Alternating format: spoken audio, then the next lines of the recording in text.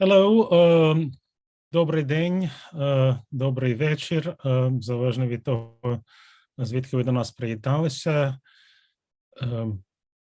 Good afternoon, good evening, good morning, depending on where you're joining us now.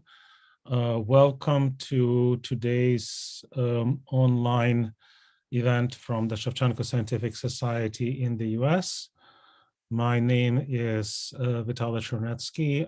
I am first vice president of the society and a professor at the University of Kansas.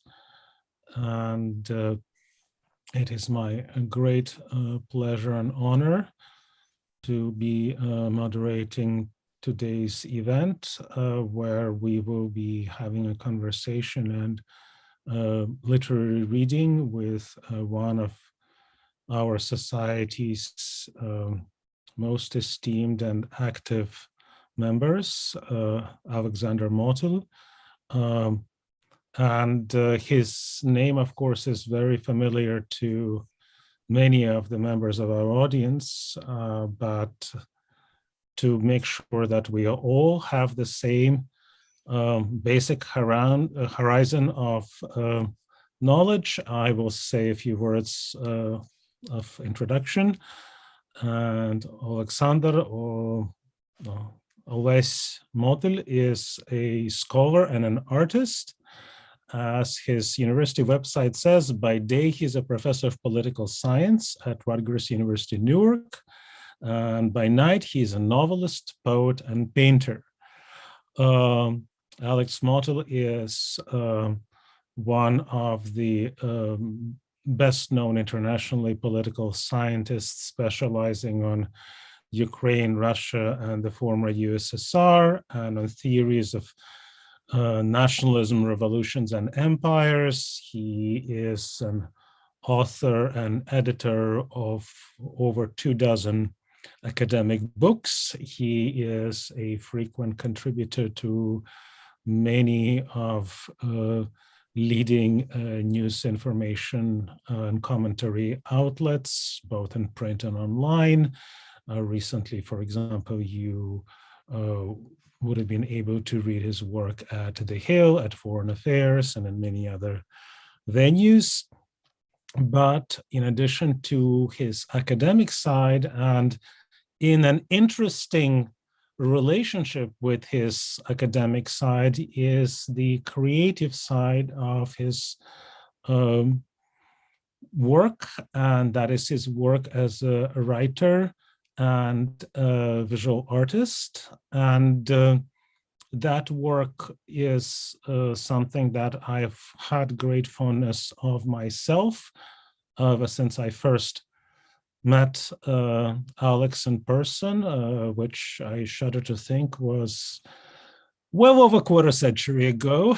So we're not getting younger, but I followed it with great interest and enthusiasm. And his output as a writer of literature has been very diverse, but to me, it has always been interesting in his combination of psychological analysis, warm irony that tilts into sharp political satire, and bold engagement with historical facts and historical figures, and not being afraid to bring them to examination, as we have in the wonderful, fascinating dialogues that we have in one of the novels we'll be talking about, where the Jew Who Was Ukrainian, where the protagonist has many fascinating conversations with prominent historical figures. But he has also written on other topics, like the wonderful novel Who Killed Andrei Warhol, and another really novel that I'm fond of, Whiskey Priest, a book of recollections about Ukrainian life in New York City in earlier days, My Orchidea. And for us, especially importantly at this time when the world's attention is focused on Ukraine as it fights bravely and heroically against the horrible and bloody, unprovoked Russian war of aggression. The trilogy of novels, which each stands on its own, but they are linked with a concern with the Russian political machine, Russian leaders, and the current Russian leader in particular. And it is these texts that we'll be talking about and reading from today. However, before we start, I will ask us to please observe a moment of silence for the people in Ukraine who lost their lives in the past now over a month of the renewed Russian brutal invasion.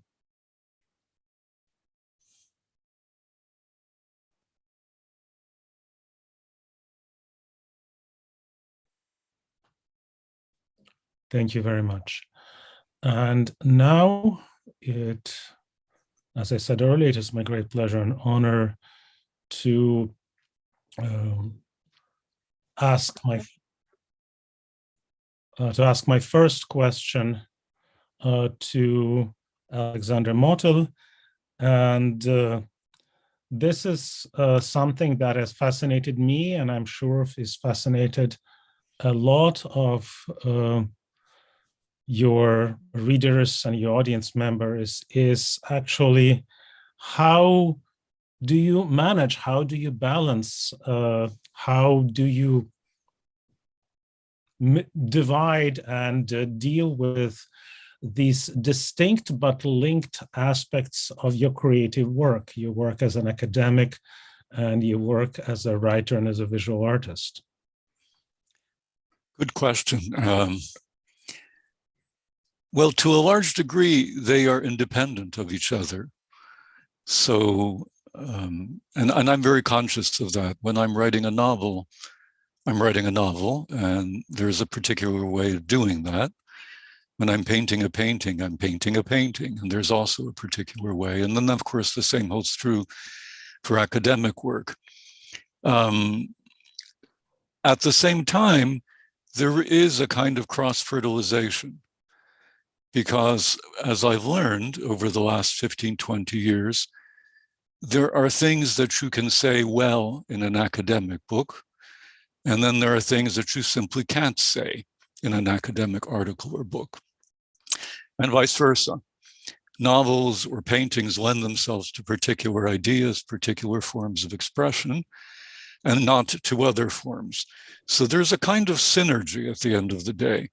It's not surprising. The three books that you mentioned, they all deal with Putin, whom his alter ego in the book is named Pitun, but that's obviously a very transparent alter ego. And this particular form, the satires that I've written about him are coincidental in terms of time with my academic work on Russia and Putin. It's roughly at the same time that I began these novels that I first conceived of Putin as having constructed a fascist system in Russia. This was roughly 2007, 2008.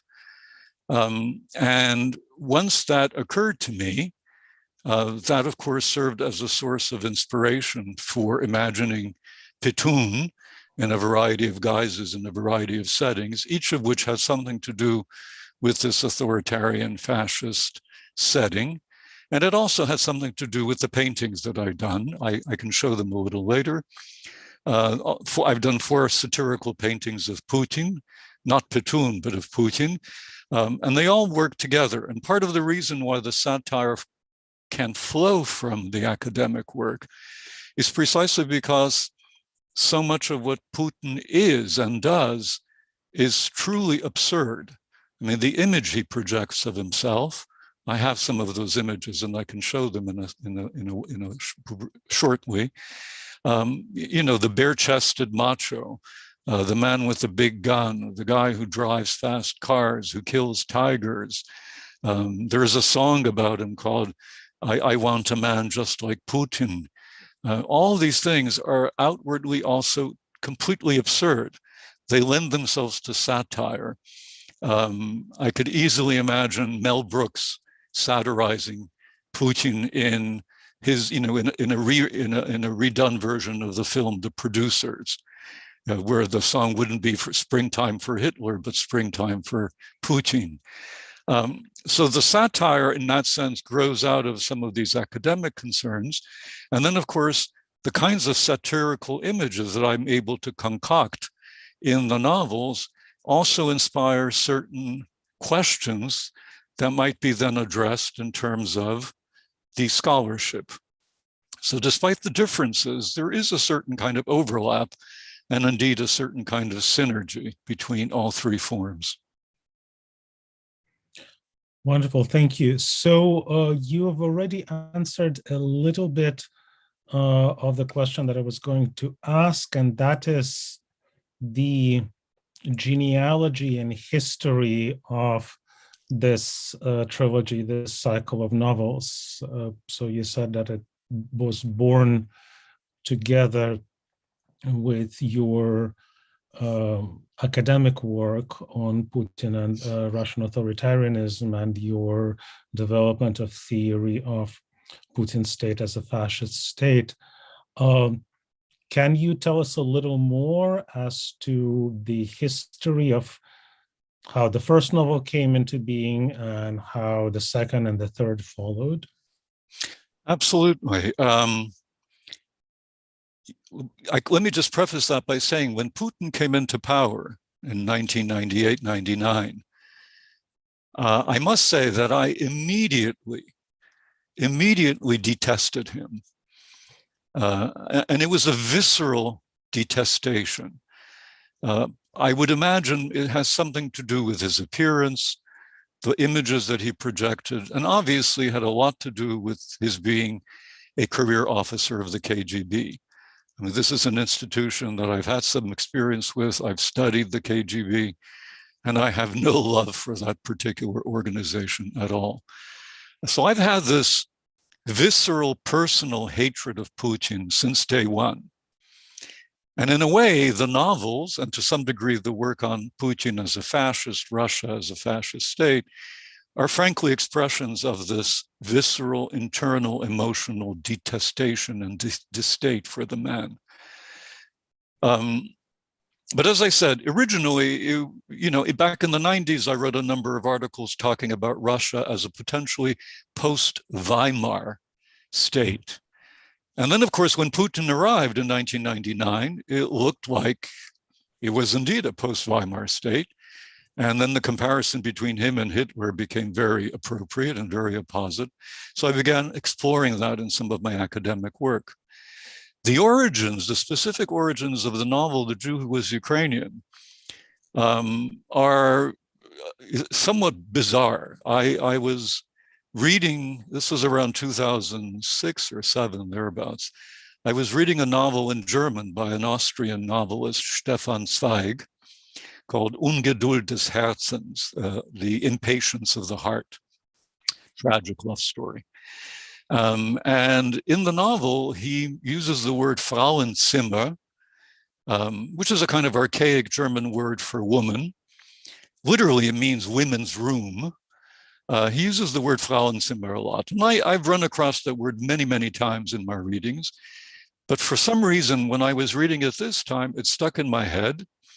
And I thought it was very funny. It just occurred to me this was really an absurd way to describe a woman, but in any case.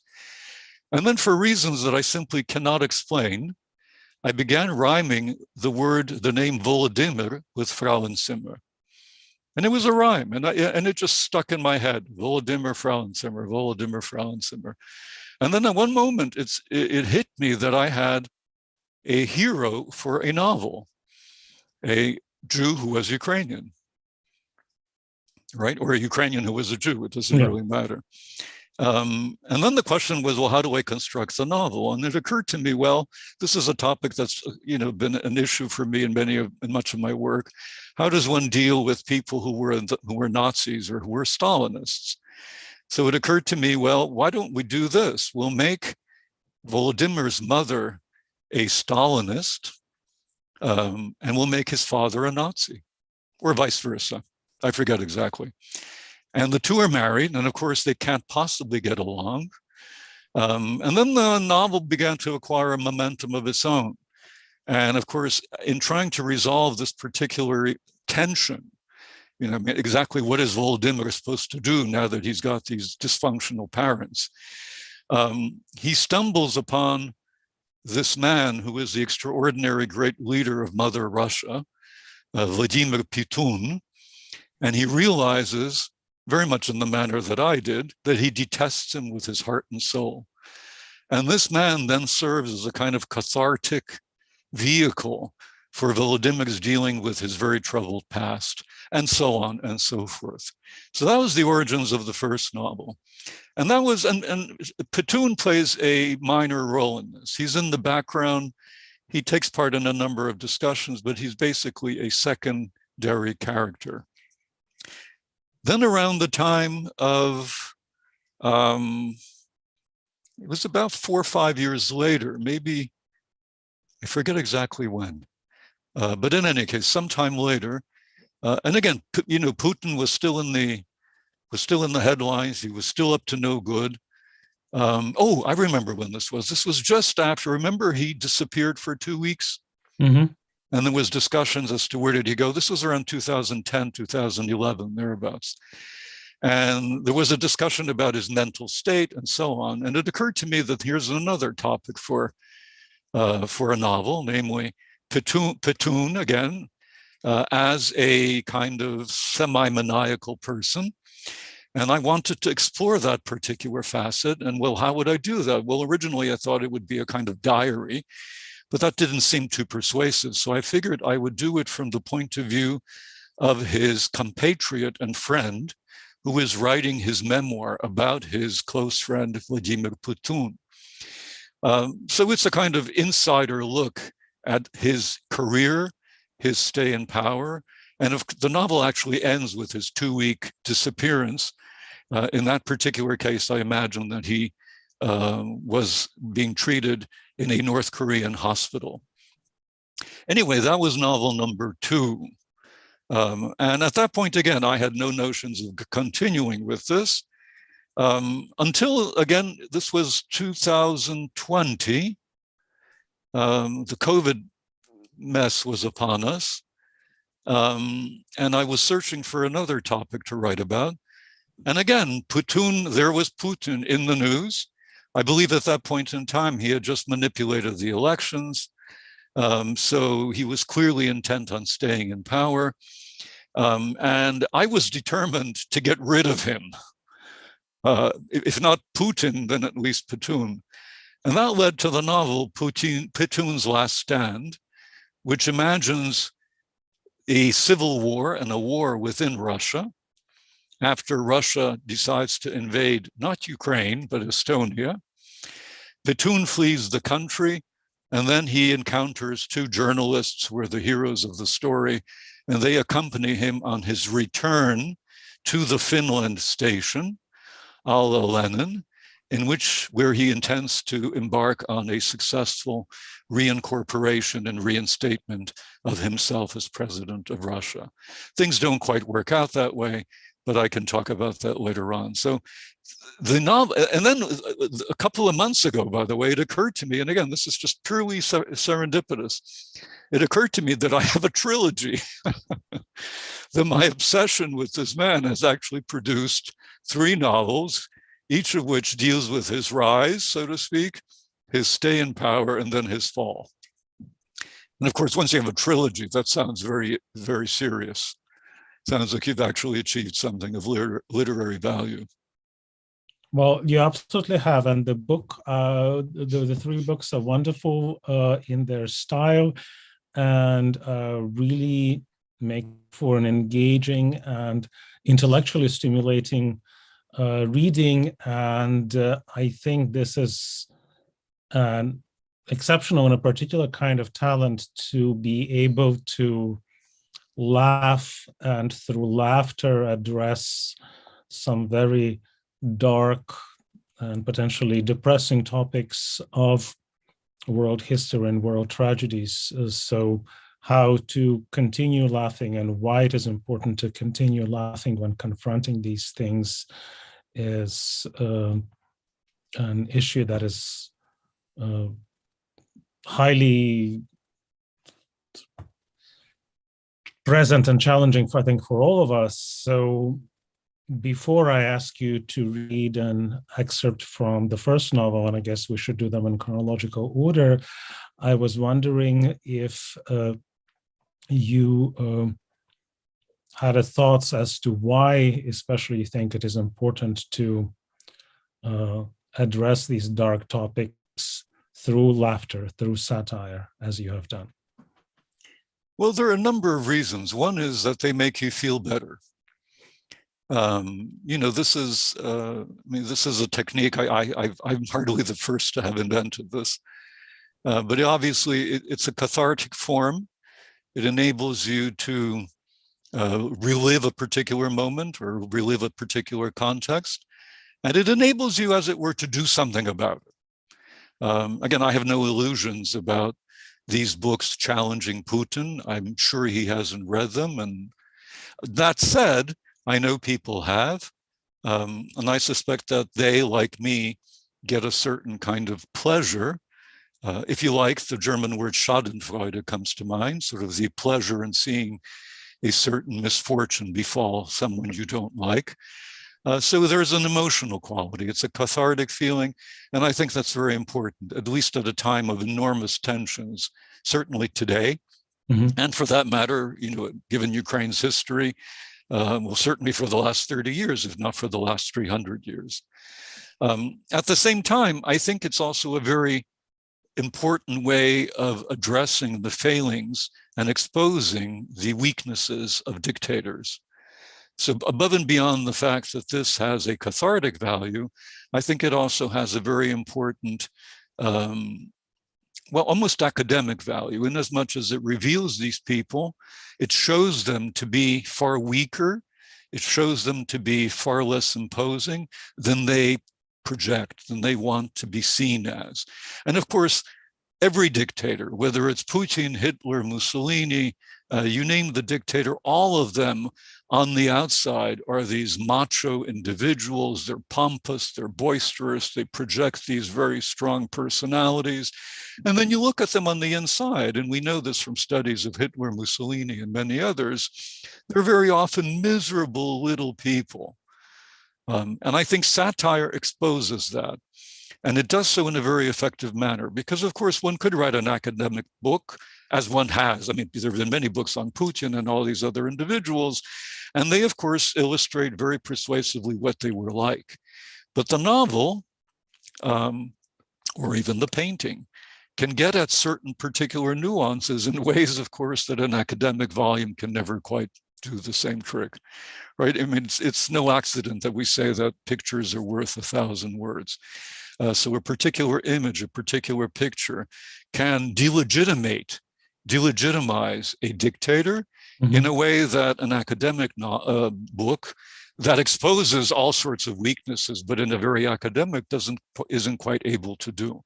Of course, the two need to go hand in hand, because you need to know who this person is and what this person is like before you can actually satirize him.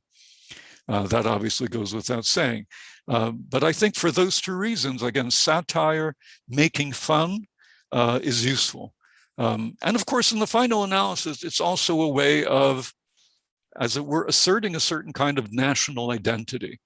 That just occurred to me as I was talking, because it is a way of saying, whoever it is that we as Ukrainians are, and that may or may not be fully defined, but we know one thing for sure. We are not this man. We do not like this man, and we will do everything in our power not to be like him ever. And I think in some ways that's precisely what Ukrainians are doing during this terrible war today. Putin has become a symbol of everything they do not want to be. And again, to satirize that symbol is in some ways a way of asserting one's own voice, of one's own identity. Wonderful. Thank you so much, Alex. To our audience members, you will have an opportunity to ask questions of our guest at the end. Please think about formulating your questions and please type them in the Q&A section. If you are joining us via Zoom, it's in the bottom row, the second button on the right next to the button leave. We do not want you to leave, please, but yes, that's where you can pose your questions using the Q&A. And for those who are watching us on YouTube and Facebook, you can pose questions in the comments there, and the moderator will relay those questions to me, so I will be the one who then, on your behalf, will be posing these questions to Alex. For now, let's move to our first novel. Can I, if I could just... The Jew Who Was Ukrainian, and I will ask Alex to please set up the scene that you wanted to share with us as a fragment of the novel, and read the fragment. Okay. This is roughly in the middle of the novel. Here it is. And, you know, Volodymyr Frauenzimmer has been having all of these existential anxieties related to the issue that I was talking to you about. Mother a Nazi, father a Stalinist. He's not quite sure how to get out of this. In the meantime, he's had conversations with Stepan Bandera, with his assassin Bogdan Stashinsky. He's met with Shmuel Schwarzbart as well as Simon Petlura. So a variety of individuals, and he's asking them for all sorts of advice. And he experiences something that he calls ontological evaporation. That is to say, he just feels he has no substance. He's losing all his substance. I'm going to read to you his feelings upon encountering the extraordinary great leader of Russia, Vladimir Putin. And this is just 2 paragraphs, so it's relatively short. And then the anxiety induced by ontological evaporation came to a complete halt, and it happened like this. Though speech impaired and reality deprived, Volodymyr remained determined to retain his reading skills, and therefore took to buying all the daily papers, reading them from front to back, and with the Yiddish tabloids from back to front. One day, as he opened the Übermensch review to the second page, he came upon a large photograph of a bald-headed man with fish eyes and tight lips. He felt an immediate sense of revulsion, of downright detestation, of the kind he had never before felt in his life. Not even his parents' worst stones had elicited so visceral a response as this bald-headed, fish-eyed, tight-lipped, mug-faced little man did. As Volodymyr stared at the photograph, as he tried to understand just what it was about that little man that so repelled him, he experienced a bolt out of the blue. As long as he felt hatred for fish eyes, the anxiety provoked by his disturbing encounter with the objective truth behind his parents' troubled past ceased. Who was this little man, and why did he hate him so? His last name was Pitun, which Volodymyr had to smile, rhymed almost perfectly with spittoon. Was it coincidence, Or was it the hand of God that Pitun's first name was, like that of a cigar-smoking bigwig with a platonic love of democracy, Gerhard?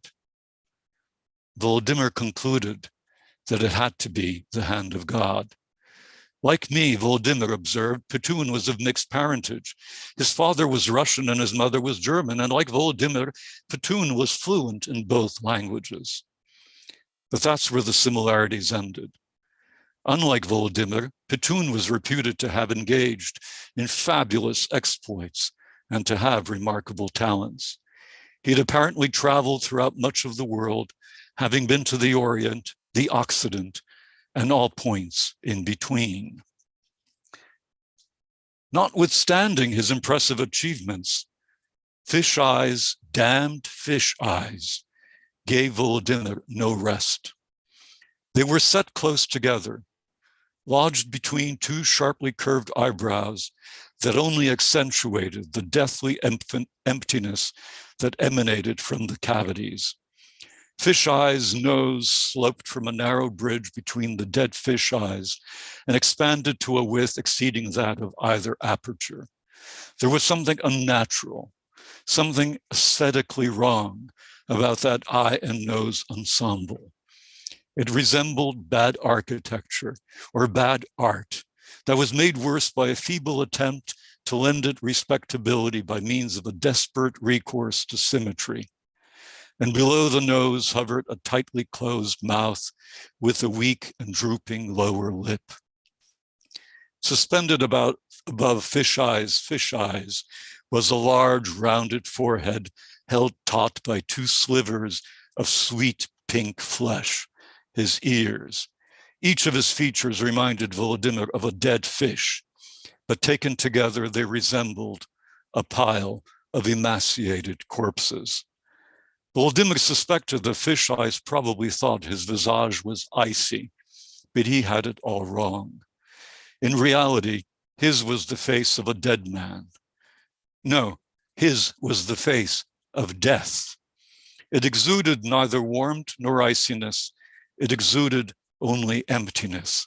It was a void, a grave, as cold and hard and hopeless as the earth in a snow-covered graveyard on a cold moonlit night after a sudden brief hailstorm. Thank you. Thank you so much, Alessio, for this really stunning and visually arresting description. So this is a wonderful example of ekphrasis. So if I were the literary sort of theory class right now, I would tell people, this is a beautiful example how to paint a painting with words. And it does create this very memorable and emotionally charged image. And because of that, I thought that maybe now it could be good to link that image that you painted so forcefully and effectively with words with some of the visual work that you were talking about as a visual artist, with the paintings that you have done of Putin. And perhaps as we look at them and try to formulate our own thoughts, perhaps you could share something about your thoughts on the process and on the linkage of these paintings with the literary works. Okay, thank you, Vitaly. So I'm going to go into share screen, and we tried this before the talk began, so this should work. Here we go. And you can see these are images of Putin set next to images of Mussolini. And as I said to you before, I'm sure many of you have seen these images. Putin and Mussolini standing bare-chested, Putin and Mussolini on a horse, Putin and Mussolini swimming, showing off their hypermasculine prowess. Again, if you can easily Google them, but this is one of the first things that just spurred my belief that we're talking about a fascist. I'd mentioned a song to you before You can find this on YouTube, and it goes, I want a man just like Putin. Again, I won't go into the text, but just the text in red. I want someone like Putin, so full of strength, someone like Putin who doesn't get drunk, someone like Putin who wouldn't hurt me, someone like Putin who won't run away. Anyway, it's a remarkable song, and it's still popular as I understand it. But I was asked to show you the paintings, so let me show you all four of them. They are all 2 by 3 feet in acrylic. The one here on the left was the first that I did. This was done about 15 years ago. And as you can see here, the text at the bottom says, Putin, ever vigilant, hones his spycraft while staking out the blue bar in Hamburg. And so here you have Putin wearing a kind of sailor shirt, looking in, but of course we don't see his eyes. All we do is see his nose and his mouth. And it's been pointed out to me by people. I hadn't been aware of this when I did this, that R-A-B backwards spells Rab, which is to say slave, and maybe somehow subliminally that's exactly what I meant. But in any case, a couple of years later, I did the second painting. This is Putin bathing in the icy Volga with his frolicsome mistress, who's playing with a large rubber ball. This is his mistress, and this is our good friend Putin. As you can see, he's turning blue from the cold. She, on the other hand, doesn't seem to feel any after effects of the icy water. Then the third and the fourth paintings. Oops, sorry about that. Here we go. This is the third one. This is Putin after a hard day's work at the office. He comes to the Moscow's equivalent of the Moulin Rouge, and he's watching the Russian equivalent of Josephine Baker perform her famous banana dance. Okay. And then the final one, this was done about 3 years ago, maybe 4 years ago. This is Vladimir Putin sustaining on his broad shoulders Mother Russia as she's preparing for the Summer Olympics. And there you go. And since I'm showing you these photographs, let me just show you one final one. The last novel, Putin's Last Stand, is being translated into Polish. And this is the cover that has been prepared. So it's called The Ostatni Przystanek Pituna, Opowieść o upadku Rosji. And that should be out sometime in April, possibly in May of this year. Okay, let me just go out of share screen. And I guess we're back. Thank you so much, Alex. This is, yes, visually very impactful images, and I see how it made sense that a version of the first one was used for the cover art of your second novel. Since you mentioned a translation of the most recent book, can you tell those in our audience who perhaps have not had a chance to read the books yet about the response that you have had from readers? I mean, the third one is the most recent one, but I'm sure that hopefully there has already been some interesting, meaningful response. But the previous two, especially, I remember how a lot of enthusiastic response to the first one. So looking back at it, could you share some recollections about the responses? Well, the response has been very gratifying. Again, I'm still waiting for a review in the New York Times. That never happened. But there were a number of reviews on some internet sites. There were 1 or 2 reviews in some, let's call them serious American publications. There were also reviews in the Ukrainian Weekly and other places. I gave Vovochka and the Jew Who Was Ukrainian, well, as well as Pitun's Last Stand. I gave readings of those both in person and then on the internet via Zoom. And in general, the response has been quite positive. Again, it's conceivable that when people come and congratulate me, they're all lying, but I'm assuming that at least some percentage is telling the truth. The sales have been good, the Amazon reviews have been good. But at the same time, in all honesty, these are, I think I've sold maybe 500, 600 copies of each, so they've been anything but bestsellers. But within the range of people who know my work, they seem to be getting around and have been producing, as I said, a generally positive response. Sometimes a very positive. I haven't heard anybody say anything terribly, terribly critical. But then again, maybe people are just being polite.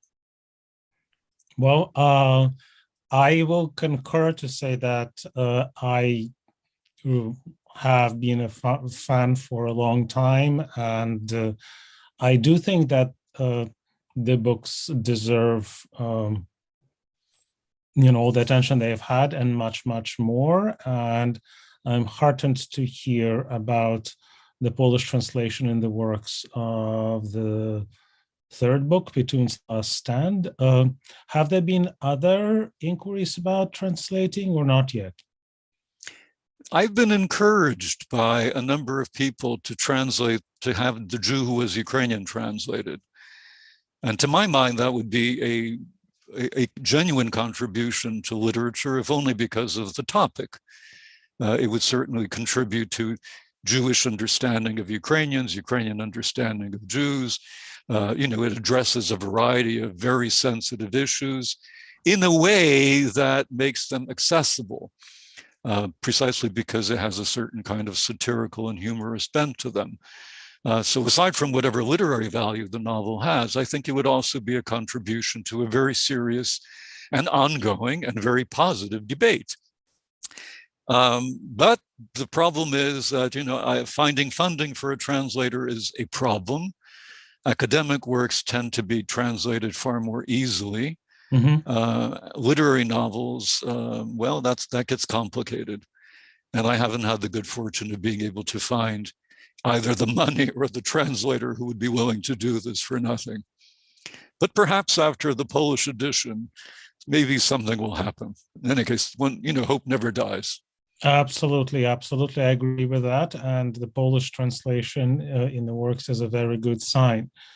Being mindful of our time, perhaps could we have a look now at the second novel, Vovochka? And once again, could you please set us up with where the passage is? And we look forward to hearing you read the excerpt. Okay, so this is, as I said, this is the novel. These are the true confessions of Vladimir Putin's best friend and confidant. And he describes all sorts of, the rise of Putin, his difficulties in remaining in power. There's an exchange of letters and so on. And towards the end of the novel, Putin is feeling the strain of being in office, and he begins to go slightly bonkers. And it's at that point that his friend decides that he needs to go to a rehabilitative center. And as I said to you before, this was inspired by Putin's mysterious disappearance around 2012 for 2 weeks, and people weren't sure as to where he went. Anyway, so this will just be the last paragraph, the last page, so it's very short. So they decide to go to North Korea. The Kim Jong-il Center for Rehabilitative Medicine proved to be a gem of an institution, better by far than anything comparable in Russia. We had much to learn from our North Korean brethren. The doctors and medical staff devoted themselves entirely to Vovochka's well-being. I lacked the medical expertise to judge the treatments they applied, but the results were amazing. After a few days, Vovochka's condition improved. His mind ceased to wander. His eyes lost their dull glaze. Instead, he became focused. His mind sharpened. In a word, he was the old Vovochka I had fallen in love with so many years ago. On the day the treatment ended, I met him in the lobby of the center with outstretched arms and bouquets of red roses in both hands. His face lit up with a huge smile when he saw me, and he ran toward me as a lover would run to his beloved. I caught my dear, sweet, good Vovochka in my arms, noticing from the lightness of his buttocks that he had evidently lost some weight, and pressed him to my chest with all the strength at my disposal. Moi daragoy, I whispered in between the tears that streamed down my cheeks. Moi daragoy, I cannot live without you. And I, he whispered, his nose buried in the folds of my overcoat, without you. I reestablished my composure, held his dear torso at arm's length, wiped my face dry, and looked into the pools of love that were his eyes. Come, I said, the plane is waiting. It's time to go home. His response confirmed to me that all was well again. Yes, it is a well-known fact that we have much work to do, he said with quiet determination. We must construct post-liberalism, smash the kingdom of the Antichrist, and destroy Ukrainian fascism. We must establish the best political theory, activate our nuclear weapons, capture Syria, liberate Narva, and make Russia great again. These must all become well-known facts. I have been singing, he continued. Come, daragoy, let us sing a song of joy together. At which point the two Vovochkas joined their voices in praise of their land and its destiny. And then they sing in German. So let me just go, it's a very short stanza, which I'll translate. This was a Nazi song, by the way. Wir werden weiter marschieren, wenn alles in Scherben fällt, denn heute gehört uns Deutschland und morgen die ganze Welt. We will continue to march, even if everything falls apart, because today Russia belongs to us, and tomorrow the entire world. Thank you. Thank you so much, Alex. I was wondering if you could tell a little bit about this composition of the book. I mean, the way that it is set up, that we do have these two characters, whether the other Vovochka is in a sense a kind of a doppelganger figure, so the, the foil, the shadow. What do you think was the advantage? What were the possibilities you saw that opened to you as a writer by making this these interesting sort of twinning of the character? What were you hoping to achieve? Well, first of all, you're absolutely right. He is a doppelganger, right? So a twin of sorts, right? Or a mirror image. What I hoped to achieve first and foremost was a relationship. Because if it was only Vovochka writing about himself, well, that of course could be very interesting, but ultimately it becomes Vovochka centered on his own experiences, some of which might be, one would have to craft that in such a manner that it couldn't be quite satirical. Presumably, he would be far more serious about the way he views himself, but it would also be very solipsistic. It would be focused on one person experiencing a variety of events from his own point of view. By including a second character who is essentially a doppelganger, right? Not only do I get two voices, so I get Vovochka's self-representation, but I also get the second Vovochka's representation of the first Vovochka. But I can also imagine, as I tried to do in the book, a relationship between the two. And it's obviously a very close relationship, and there's implications of a sexual relationship. Again, I never quite say that, but I think that's pretty clear from the text. So that's an additional element one can play with. It gives you, and it makes, I think, to my mind, it makes the book richer and more interesting, because then you've got two people plus an entourage of others who make bit appearances on the stage.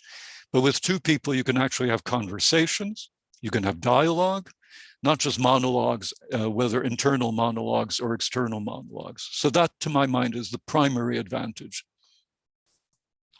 Thank you. And by you mentioning the sexual tension, this is actually, I was wondering, given the active, vicious homophobia of Putin's regime and the persecution of the LGBT minority as part of their repressive policies. Is this something that you thought that highlighting that would be an extra way of exposing the hypocrisy of Yeah, the regime, and that, homophobia, is often a sign of a repression? yes, absolutely. You hit the nail on the head. That was clearly the inspiration of the painting. Mm-hmm. The blue bar. I mean, it Mm-hmm. sounds like a gay club. And here you have Putin dressed up, and you may have noticed he's got red lips on Mm-hmm. this as well.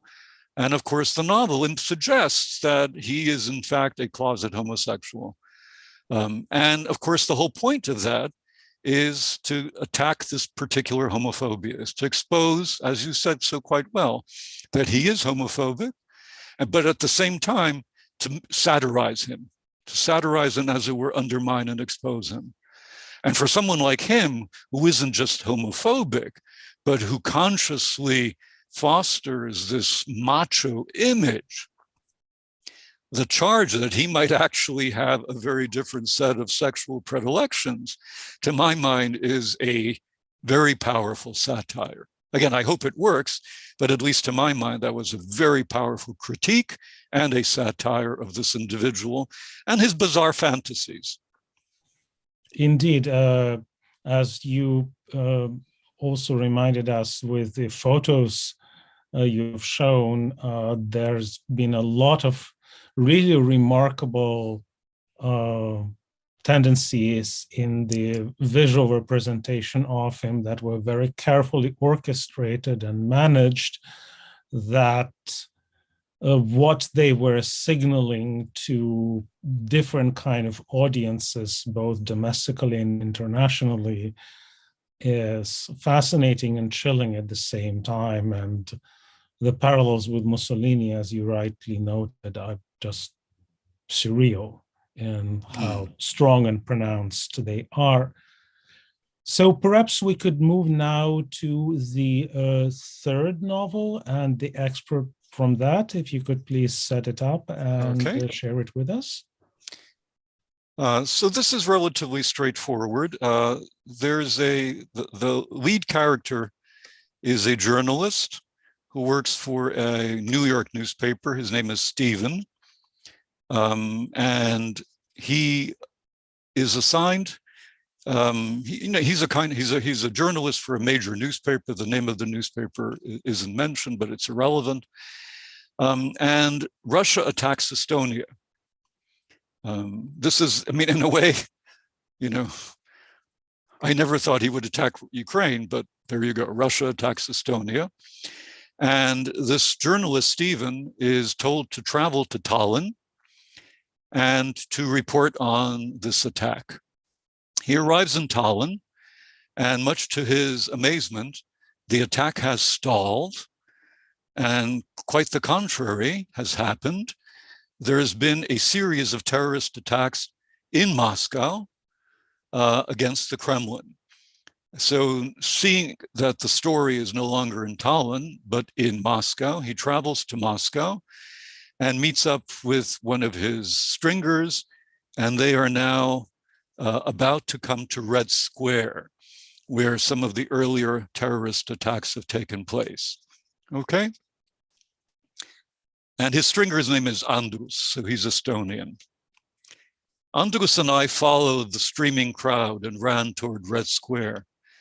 Sirens blared, ambulances zigzagged among the cars and pedestrians. Policemen and soldiers, their rifles in their hands and their guns cocked, rushed ahead, their exact destination unknown. As we reached the square, I realized that we had been incorrectly informed. The explosion we had heard hadn't rocked the Kremlin's high walls again. That presumably would have been overkill, according to the Chechen masterminds behind the deed. Instead, The blast had destroyed one side of St. Basil's, the magnificent cathedral with the fabulous multicolored onion domes.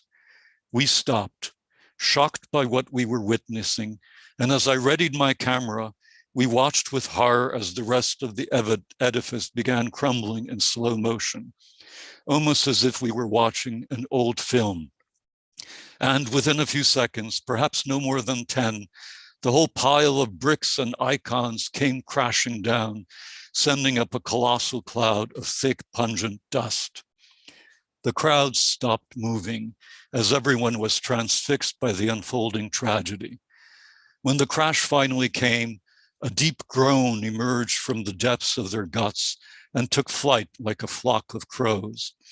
The dust slowly lifted, revealing a massive mound of debris, among which lay curved parts of the domes and gleaming remnants of golden crosses.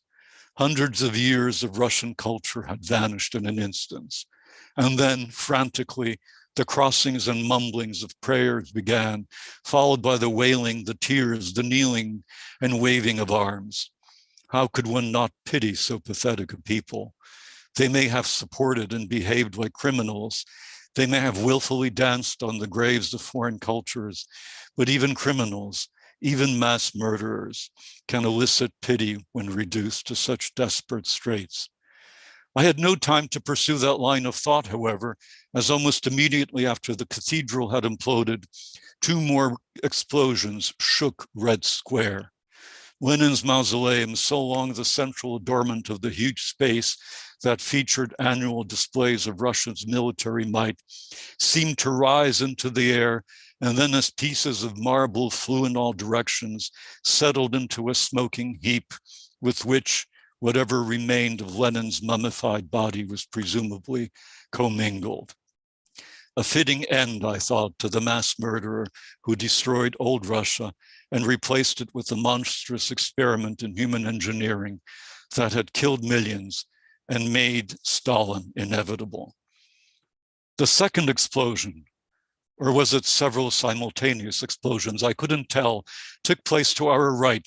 The delicate towers of the beautiful old GUM department store fell silently, while the vaulted glass roof exploded into millions of shards and rained down on the helpless masses below. The crowds, which had rushed toward the GUM in order to escape the destruction of the cathedral and the mausoleum, now reversed course and ran back to the center of the square. Colliding and falling bodies, screams and yells and curses and prayers completed the picture of complete mayhem. As we pivoted toward the Kremlin gates, a wail went through the crowds.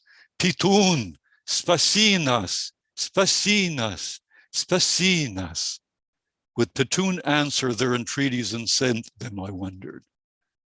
It was high time for the all-powerful dictator to make an appearance, reassure his people that all was well and that all would be well, and undertake some countermeasures.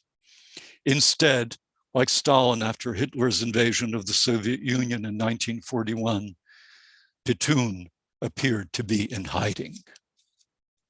Thank you. Thank you so much, Alex. Again, very poignant and very vivid and piercing imagery. As I'm collecting my thoughts, one of the comments and questions that I have that arise in my mind is how that image relates to the way the Russian leadership has been responding to the way the brave, heroic resistance of Ukraine and the Ukrainian people against Russian invasion now totally foiled their plans. And indeed, there were a lot of talking about the Russian Minister of Defense, Shoigu, not being visible for a long period, and a lot of other signs of crisis in Russian leadership. So there is this remarkable resonance for me. So I was wondering if you could say a few words on whether you see this as linked, and in general, perhaps how the tragic events of the last month, in your own mind, have they made you look at this trilogy in a different light, in a different way? Well, you know, the last few weeks, the last few months have actually reaffirmed my view that these novels, that the depiction within the novels of Putin has been quite on target. You know, 15 years ago, when I first wrote The Jew Who Was Ukrainian, one could have argued that this was an exaggeration. This might have been his self-image, but certainly wasn't an image that was shared by many people in the West, even in Ukraine, certainly in Russia. But in light of the last half year, certainly in light of the last 2 months, this image of Putin as being, well, essentially as a savage dictator with maniacal tendencies, who thinks of himself as the extraordinary great leader of Mother Russia, who's determined to destroy the Ukrainian fascists, as I quoted in Vovochka, who wants to liberate Tallinn, and then who eventually does try to invade Estonia. All of this sounds almost prescient. You know, it's almost as if I were looking into a crystal ball. I wish I were as correct in my predictions in my academic work. But as it turns out, the novels have actually been somewhat, as I said, somewhat prescient in terms of what they seem to have foreseen. And the events of the last month, the tragic events, the genocidal war that he's unleashed, I didn't foresee that, as I said. I did think he was far more likely to invade Estonia. But as the novel suggests, that even that particular invasion misfired and then led to massive instability within Russia. For what it's worth, let me just put on my political science hat for a second. I do think that's very likely. And as you suggested, the political elite within Russia is fragmenting. Putin must be angry at everybody who was advising him over the last 2 years. The general staff must be angry at Putin because they're getting blamed for his disastrous decision.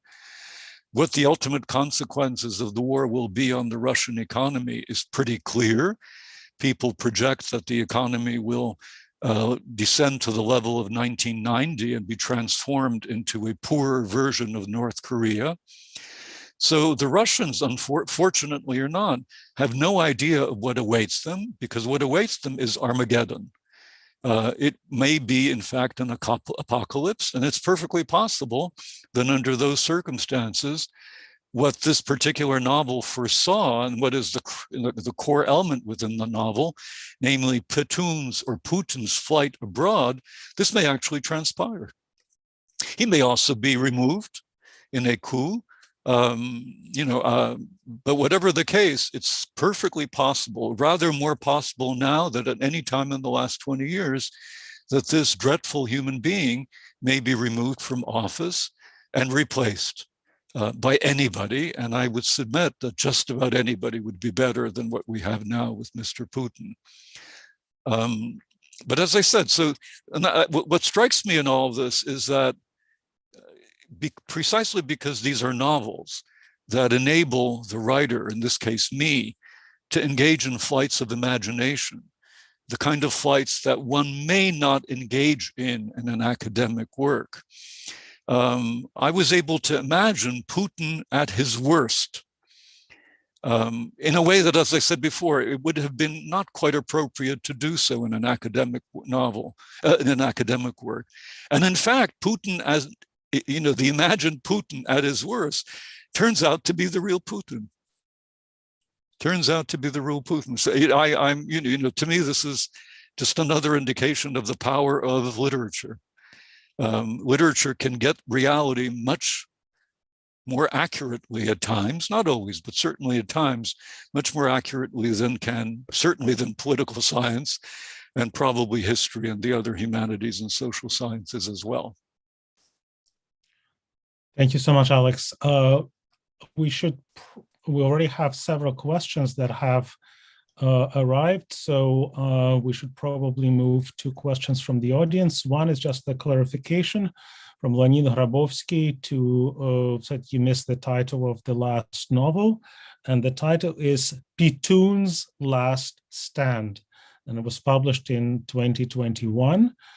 And moving on to questions, the first question is from Yasmin Ergas, or signed actually Lenny and Yasmin. Hi, Alex. Your wonderful passage from the first novel evokes Hans Keilsson's Death of the Adversary. We're wondering if you're familiar with that novel, and if so, could you comment on the affinities? I was not familiar with the novel, and I looked it up, and Keilsson is a prominent Dutch poet and prose writer and World War II survivor, and this is a book from the late 1950s. So, Alex, question to you. And I wish I could say that I'm familiar with the novel, but I'm not. I made my mental note. So Hans Keilsson, a Dutch writer, and a book originally published in the late 1950s that deals with Hitler called Death of the Adversary. Thank you, Yasmin. Thank you for the tip in any case. Moving to second question, which is from our own and Tasha's Professor Anna Procek. And she is writing the following. Alex, you spoke of having a visceral hatred of Putin. Perhaps this approach is okay for an artist or a novelist. It is, however, very dangerous for a scholar. A scholar, before he begins to paint a portrait of a historical figure, is obliged to get rid as far as possible of such emotions. How do you reconcile these two approaches, being at the same time a scholar and an artist? Your approach as an artist could impair at times your vision of Putin as a player of history. Well, this is a problem, of course, right? I mean, one is presumably supposed to bracket one's normative views, and of course, not only the normative views, but especially one's emotional likes or dislikes when one acts in a scholarly manner. I think I do that. Of course, you need to judge. You can judge better than I can. I think I do that precisely because most of my work as a political scientist, I'm tempted to say about 99% of it, is highly theoretical. So I throw around these big words like revolution, fascism, nationalism, and so on. I look for their logical as well as their theoretical connections. I spin theories, I make predictions. And if you read my work, you'll find that in about 95% of it, human beings play no particular role. It's only movements, forces, structures, institutions, things like that. So when I write about Putin, I write about the Putin state more than I do about the Putin individual. So for instance, when I've done a number of articles talking about the fact that he's constructed a system in Russia that is in fact fascist. But I'm very careful, and you will never see me having said this. I'm careful not to say that he is a fascist. Personally, I suspect he is, but I'm very careful to distinguish between Putin, the individual, and whatever his own predilections might be, and the system that he's created, which to my mind strongly resembles the kind of system you had in Mussolini's Italy and so on. All right. Now, so I try to make that distinction very clear. And as I said, personally I think, but as I said, it's up to my readers to decide this, that my personal animus for Putin, or for that matter, my personal admiration for someone like Zelensky at this point in time, doesn't come across, because my work does happen to be very theoretical, and it's very hard to inject personality into theory. I mean, I would almost say that it's impossible, but it's certainly very hard to do so. Thank you, Alex. Next question is from Roman Zadorozhny, who is asking you, as both a creative writer and as academic, what do you think will be Putin's end? Is a second Nuremberg trial, or is it going to be dying from the hands of his entourage? There are actually several questions. So that is question one. Question two, how can Russian propaganda be destroyed, and what would be the fate of the Putin regime propagandists who were part of brainwashing Russia's citizens, at least over the last 8 years, and who gave the criminal orders to kill ordinary Ukrainians? And the third question, what do you think will be the fate of the occupied Donbass and Crimea? So three questions: Nuremberg 2 or dying at the hands of the entourage? What do we do with Russian propaganda and propagandists? And three, what would be the fate of the now occupied Donbass and Crimea? Right. We're moving from literature to political science. Yes. But, fair enough, fair enough. I opened the door, so you're welcome to walk through it. I just wrote two pieces for The Hill, an internet site.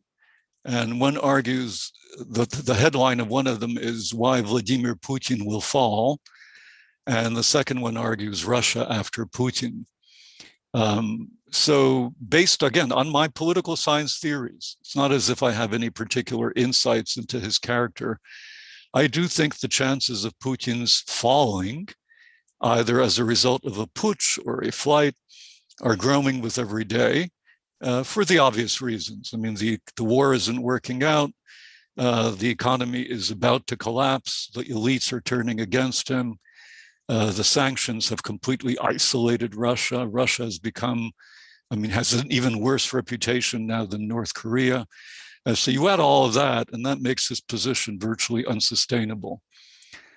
So I'm relatively confident in making that kind of prediction. But mind you, I've also made many false predictions in my career, the most recent one being that Putin would not start a war against Ukraine. So you need to take all of that with a very, very large grain of salt. My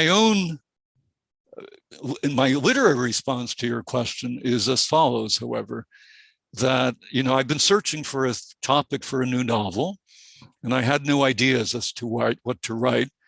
And then it was after I was invited to this particular event a few weeks ago by Vasyl Makhno, and this notion of a trilogy kind of settled in my mind. And of course, the war began. And it occurred to me that I have a perfect topic for my fourth novel. And hopefully this would be the completion of this.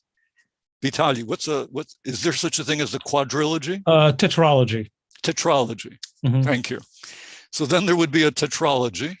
And the tentative title that I'm currently playing with is Pitun Stands Trial. Of course, Pitun standing trial presupposes that he will survive, but nevertheless be somehow rather deposed. So that's not necessarily inconsistent with the article that I published in The Hill. So I'm thinking in those terms, and that may happen. Personally, I think that's, if he is demoted, if he is deprived of his position, if he is, arrested, I can see his being brought to the International Criminal Court. A number of countries have already accused him of being a war criminal. The International Criminal Court has already begun proceedings. Ukraine is collecting all sorts of empirical data about war crimes being committed in Ukraine. The Germans and some number of German scholars have also begun thinking of Mariupol and other places as being subjected to war crimes. So it's perfectly conceivable that if he is thrown out of office, he could be brought to The Hague, and the Russian elite that succeeds him would probably be the first to put him on a plane, because that way they'd be saving their own skins. And I could well imagine that the propagandists you referred to will all start saying, well, you know, we didn't mean what we said. We were forced to do so. I mean, very similar to Nazi propagandists, right? We didn't know about the war. We didn't know about the concentration camps. What? The Jews were being killed? First time ever heard of this. And some of them will be persuasive. Others, of course, will be less so. And perhaps a few of them will join Putin. I can well imagine Lavrov and a number of other of his henchmen on the benches, either in The Hague or possibly even in Nuremberg. And there was a third question, and I believe I forgot. Third question is the future of the now occupied Donbass and Crimea. Aha. Gosh, 5 weeks ago, I would probably have said that Ukraine's chances of retaking those territories in the next 30, 40 years are pretty much close to zero, for any number of reasons. I'm not exactly all that optimistic at present, but the war has changed the configuration of things in ways that I certainly didn't imagine. As you know, the Ukrainian army is actually doing quite well. And there's every reason to believe that they will continue to hold on to what they've done so far. And there is some reason to believe that they may launch successful counteroffensives. And of course, I'm bracketing the humanitarian catastrophe, so we're only talking about the battlefield. It may be the case that the Russians they've already expended their elite units. Now they seem to be somewhat desperate in acquiring additional manpower. They've changed their tune. Remember a few weeks ago, they were insisting on unconditional demilitarization and denazification. Just 2 days ago, I think it was Lavrov or maybe Putin or Peskov, one of those individuals, said, actually, our main goal is to recapture the Donbass. That's news, because it looked like their main goal was to destroy Ukraine, capture Kyiv, and install a puppet regime. Now they seem to be backtracking. Of course, remember, anything the Russians say can't be trusted. They are liars. And again, so one's initial response to anything they say has to be, this can't possibly be the truth. But maybe it is. In any case, it's something to think about. And it would make sense because they've suffered enormous losses. You probably know that the Ukrainian estimates of Russian war dead are about 16,000. And the estimate of Russian wounded is 2 to 3 times as high. So it would be roughly somewhere between 32 and 48,000. Until recently, it was assumed that that might be exaggerated. I mean, everybody has a tendency either to overestimate or to underestimate. Until this Tuesday, when Komsomolskaya Pravda, a pro-regime newspaper, published a figure given them by the Russian Ministry of Defense, 9,861. So let's say 10,000. That's almost certainly an undercount. So if let's just be arbitrary and say, if the Ukrainians are saying it's 16 and the Russians say it's 10, let's say it's 13. Maybe it's 14, who knows? That is fantastic. I mean, it is simply an incomparably high number of battle deaths. In the Afghan war, which lasted 9.5 years, the Soviet Union lost 14,500 men. They've essentially lost the same number, or more or less the same number, in 4 weeks. This is a disaster. There is simply no way of concealing the fact that this is a strategic, military, almost civilizational disaster. And it's small wonder that the Russians aren't willing to accept that and admit it, because they'd have to admit that their army, which was supposed to be the second most powerful in the world, is a joke. Again, it's obviously not a joke in as much as they've got 1 million soldiers, but it's obviously a joke. And that bodes well. So one can imagine, again, I'm only imagining, I'm not predicting. I can imagine Ukraine actually pushing out the Russian forces from the territories they've currently occupied. I can imagine some kind of instability in Moscow where Putin is removed and suddenly something happens in the Donbass. I could imagine the Donbass terrorists leaving and running away. Even as we speak, real estate in Crimea, in the prime real estate in Crimea, is being sold for significantly lower prices. Something is afoot. People, residents of Crimea, are fearful that they may be next, that something may happen to them. Now, again, at this point, it's all just very tentative, but it's becoming imaginable. Mm-hmm. And if it's becoming imaginable, it's eventually going to become thinkable. Does that mean it'll happen? I don't know, but it could happen. And as I said, 3 months ago, 4 months ago, I would have said, I can't imagine a tetralogy, a fourth volume, because it looked like this was it. Now I can actually imagine a fourth volume, and I suspect it might actually be on target. Thank you so much, Alex. We have less than 10 minutes left at this point, and we have 2 more questions from the audience. Well, one is a technical question. A third one is if and when the recording will be available online, and the Shevchenko Scientific Society does post event recordings afterwards. It's a technical matter, but we anticipate it being available online fairly soon afterwards. So if you follow our website, which is shevchenko.org, and our YouTube channel, you will be able to see the recording there. A similar question we have from both Leonid Hrabovsky and Maria Diamonte, and that is, what are the dangers if Putin is ousted that Russia gets leader that is as bad or worse? Well, listen, I mean, everything is possible, but I would say that under circumstances of Putin's being ousted, chances are that there would immediately follow a power struggle. I mean, we know this from Russian history, we know this from Soviet history, we know this from Russian Federation history. And during a power struggle, there's a kind of a vacuum, there's a certain uncertainty. It's hard to imagine someone who would be worse than Putin. A year ago, people would have said he would have been someone who's genocidal, but now that he already has shown himself to be genocidal, it's not exactly clear what that could possibly mean.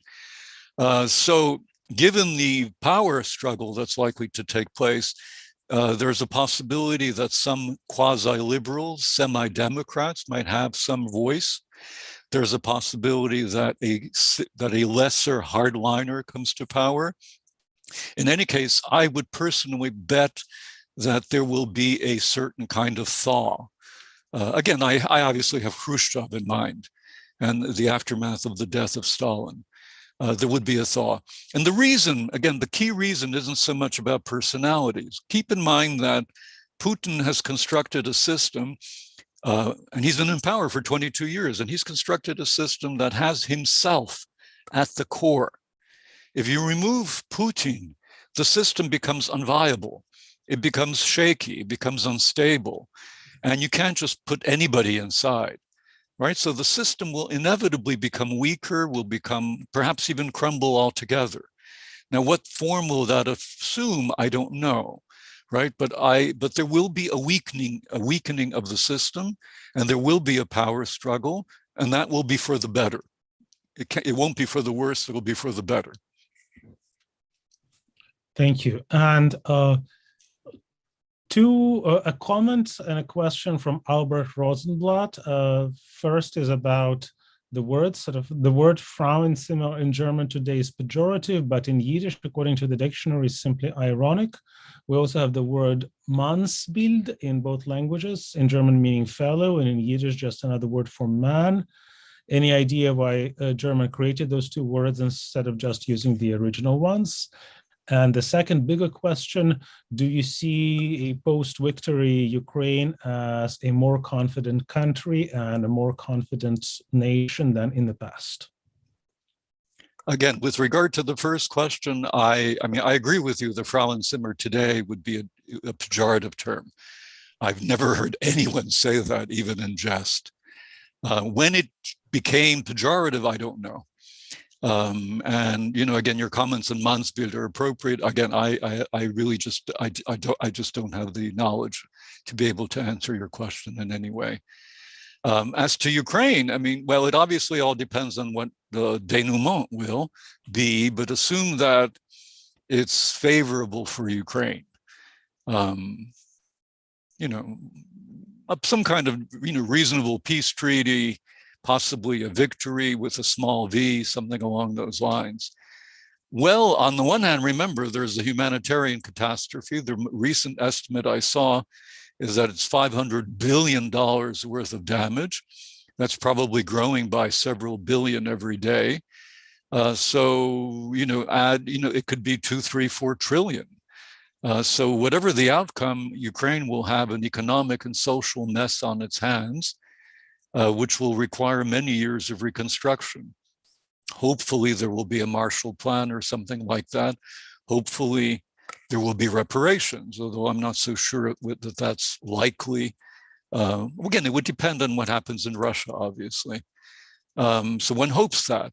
That said, the mere fact that Ukraine will have withstood the Russian onslaught, the second largest army, ostensibly largest and best army in the world, the fact that it was able to fight it to a standstill and perhaps even defeat it, will mean that Ukrainians will be riding high. They will be able to claim, as Zelensky recently said at the NATO meeting, you should not ever again tell us or ask us whether we meet NATO standards. The real question is, does NATO meet our standards? Not just in terms of military, but equally importantly, maybe even more importantly, in terms of politics, commitment to democracy, and in terms of values, because the Ukrainians have demonstrated that they are willing to die for their freedom. I'm not so sure that there are many Germans, French, or Italians who would be as committed as Ukrainians are when it comes to defending their so-called European values. So Ukraine will have a really strong moral voice, a stronger political voice, certainly a stronger military voice, but it will have, alas, a very weak economic voice. So one hopes that there will be some kind of, it will be able to use the voices that it has to leverage economic assistance, because that, of course, will be critically important. Thank you so much, Alex. On behalf of all of us here in the audience, thank you so much for sharing your thoughts and sharing your creativity with us. This was, as always, an intellectual delight and also something moving and inspiring for all of us. So big thanks, and I'm sure everyone joins me in a round of applause. I'm not going to be applauding by myself on Zoom because it looks funny, but we are all applauding in our hearts. And to everyone watching us, a reminder that a week from today, we will have another wonderful event, a presentation that was postponed because of the outbreak of the war, a presentation of a new book by Alexander Motyl, who is a wonderful poet and scholar. He's currently a postdoctoral fellow at the University of Alberta in Edmonton. He received his doctorate from the University of Toronto. He is a wonderful poet who writes in both Ukrainian and in Russian. He's a native of the Luhansk region of the town of Novy Dar, and he's also an excellent and prolific translator of Ukrainian poetry into Hebrew. So it will be a presentation of his new book, which was published by the Duch and Litera publishing house in Ukraine shortly before the start of the war. And the book title is The Jewish King, Żydівський король. So please join us for that next week. And for now, thank you so much once again to Alexander Motyl, a colleague intellectual and a wonderful writer and artist. Thank you so much, Alex. Thank you to our audience. Have a good rest of the day, and Slava Ukraini. Heroyam Slava. Thank you, Vitaly, for the great introduction and for the conduct of the presentation. Thank you. На все добре. На все добре.